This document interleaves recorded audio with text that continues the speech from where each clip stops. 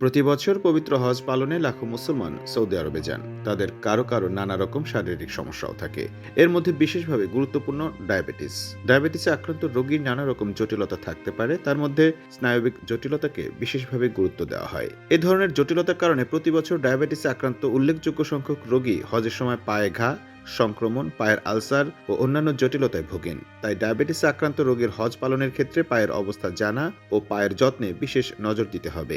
গবেষণায় দেখা গেছে প্রায় 15% হজযাত্রী ডায়াবেটিক নিউরোপ্যাথিতে ভোগেন, যা পায়ের ক্ষত বা ঘায়ের মতো জটিলতার ঝুঁকি বাড়িয়ে দেয়। ডায়াবেটিসে আক্রান্ত হজযাত্রীদের চিকিৎসকের পরামর্শ গ্রহণের বড় কারণগুলোর একটি হলো পায়ের আলসার। অনেক সময় অস্ত্রোপচারেরও প্রয়োজন হয়। হাঁটতে গিয়ে 31% হজযাত্রীর পায়ে ফোস্কা পড়ে আর পা ফুলে যায় 25%। অনিয়ন্ত্রিত ডায়াবেটিসের রোগীর পায়ে সংক্রমণের ঝুঁকি বেশি থাকে।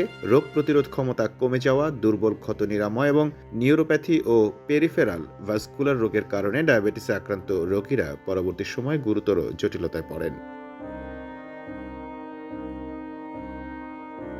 ঝুঁকি কমাতে যা করবেন: ১. দীর্ঘ সময় হাঁটা ও শুষ্ক আবহাওয়ার কারণে পায়ে সৃষ্ট ফাটল রোধে ডায়াবেটিসের রোগীদের প্রতিদিন দুবার ভালো মানের গন্ধহীন ময়শ্চারাইজার ব্যবহার করা উচিত। কারণ ডায়াবেটিক নিউরোপ্যাথির রোগীর পায়ের ত্বক শুষ্ক থাকে ও সহজেই ফাটে। সেই ফাটল দিয়ে সংক্রমণ প্রবেশ করতে পারে।